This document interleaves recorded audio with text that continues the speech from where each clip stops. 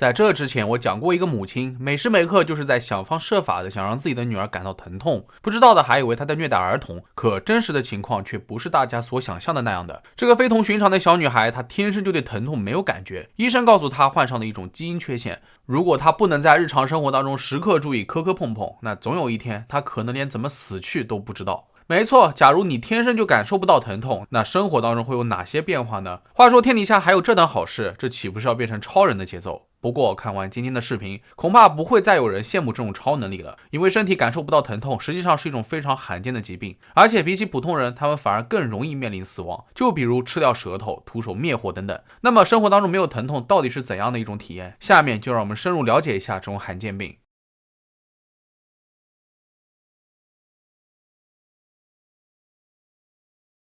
先天性对疼痛不敏感，简称 CIP， 这是一种周围神经病变，由于基因突变，会导致患者的神经系统无法感知到疼痛的刺激，患者可能表现对疼痛不敏感，或是根本感受不到疼痛，自然无法描述疼痛的强度或者类型。还有一种情况是患者可以感知到疼痛，但无法做出恰当的反应，表现为面对疼痛时不懂得退缩。不过 CIP 患者可以感受到冷热温度的差异，以及触觉上的钝与尖。另外还有一类 CIP 患者伴有无汗症，由于身体没有降温机制，他们会频繁发高烧，甚至癫痫发作。据估算，在全世界现有的数据当中，大约每 2.5 万名新生当中就有一例 CIP 患者。而之所以这种疾病的病例数据较少，还有一个非常重要的原因，那是因为大多数患者根本就不知道自己患有 CIP， 或者是他们几乎都在童年时期就出现意外，早早去世了。从外表上来看， CIP 患者与健康人无异，但如果告诉你对方意识不到疼痛，几乎所有人都会觉得不可思议，这是哪门子的超能力呢？而事实恰好相反， CIP 患者在日常生活当中不仅当不了超级英雄，还随时都有可能面临衰竭。就比如他们从未体验过全身酸痛，更不知道关节炎是什么感觉，只是突然有一天发现自己行动困难，而实际上病情已经严重到限制活动能力的程度了。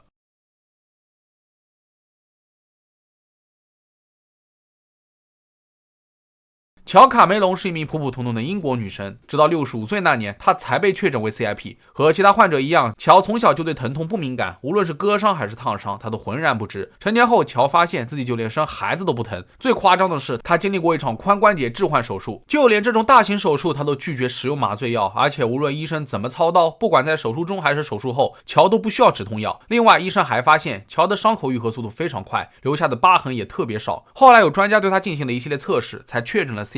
而更令专家意外的是，乔的基因突变算是这种罕见病比较少见的情况，他不像其他人存在着焦虑抑郁的情绪，对攻击性行为缺乏正常的恐惧反应。除了有些健忘之外，乔在各个方面都挺健康的，包括心理上。这听上去真像拥有了超能力，什么感知不到疼痛，愈合速度超级快，听得我都想得这种疾病了。不过先别开心的太早，接下来的这个案例可就没有这么开心了。史蒂文·皮特来自美国华盛顿，他和哥哥一样，出生就携带这种罕见的疾病。根据史蒂文描述，自己4-5个月大的时候正值出牙期，父母意外的发现他咬掉了自己的舌尖，而且没有任何哭闹。起初父母试图纠正他的行为，但很快意识到事情并没有这么简单，于是赶紧寻求医生的帮助。父母告诉他，在医院里为了测试史蒂文的反应，医生进行了多种测试，就比如脚底点打火机，可是就算是皮肤烫出了水泡，史蒂文也没有吭声。再比如医生在他的脊柱上来回穿刺，史蒂文依然无动于衷。由于当年没有基因检测，这种罕见病也极其冷门，医生只能得出结论，史蒂文无法感受到疼痛，而原因未知。更棘手的是，原来史蒂文的哥哥也有完全相同的情况。接下来，史蒂文父母过上了提心吊胆的日子。由于 CIP 实在太罕见，他们也不知道其他病友的存在，无法交流病情，只能小心翼翼地摸索着生活。可他们一家都生活在农场，2个儿子正是调皮捣蛋的年纪，日子过得非常艰难。每当2个儿子撞到什么东西，父母就会主动哎呦一声，提醒儿子们该检查身体各个部位了。从小，史蒂文就知道自己的行为举止不能鲁莽，否则很容易面临死亡而不自知的情况。可是尽管如此，由于经常受伤，小小的史蒂文仍然是医院常客。他和其他孩子住在同一病房，成为了朋友，但病魔是残酷的。史蒂文亲眼目睹小伙伴们的痛苦神情，有时候还不得不接受他们死亡的现实。然而在史蒂文的成长经历中，发生了不少离谱的事情。就比如有一次他去溜冰场玩，不知道怎么的受了伤，直到在场所有的人都盯着他看，满脸惊恐。史蒂文这才低下头看了看，原来是他裤子上沾满了鲜血。后来再被送去医院后才得知是骨折了。再比如5、6岁那年，有邻居举报他父母虐待儿童，儿童保护福利机构上门了解情况，显然谁会相信孩子父母嘴里所说的他感觉不到疼痛肯定是个借口。很快该机构接走了史蒂文，然而在被政府机构照料的日子里，史蒂文又摔断了腿，他们这才意识到这孩子是真的感觉不到疼痛啊，父母并没有撒谎。另外在学校里，史蒂文有一个外号叫做石膏人，因为他总是缺课，等再出现基本上就是打着石膏的。起初孩子们并不相信史蒂文拥有这种超能力，但到了后来，每当有新的转校生来，作为下马威，史蒂文就会被推出去和对方打架。不过比起皮外伤，内伤才是史蒂文最担心的。但凡出现身体发热或是胃病，他都会去医院进行全身检查。2012年，史蒂文终于做了基因检测，正式被确诊 CIP 后，他便开始研究这种疾病。生活当中更是比任何人都警惕，因为他知道，就算受伤非常严重，自己都无法及时知道。而且如果是某种内伤，一直拖延病情，很有可能就会葬送小命。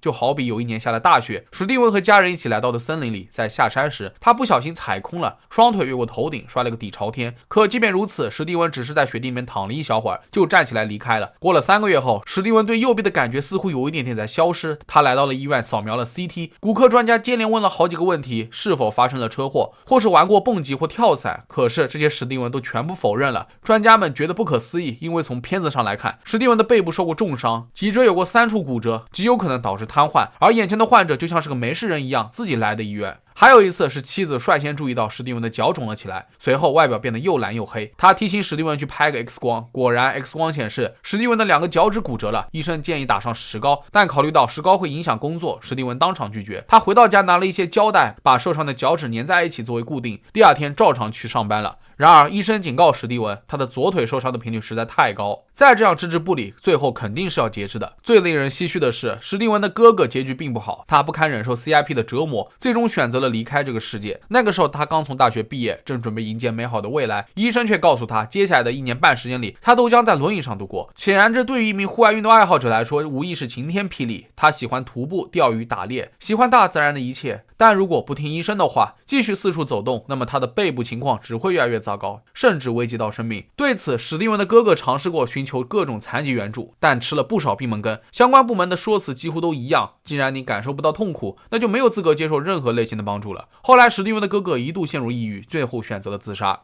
那么同样的，在巴基斯坦还有一名患有 CIP 的男孩，他原先利用自己的特异功能，还专门进行危险的街头表演。他经常踩在滚烫的煤炭上，用刀扎进皮肤，而且全程都面不改色。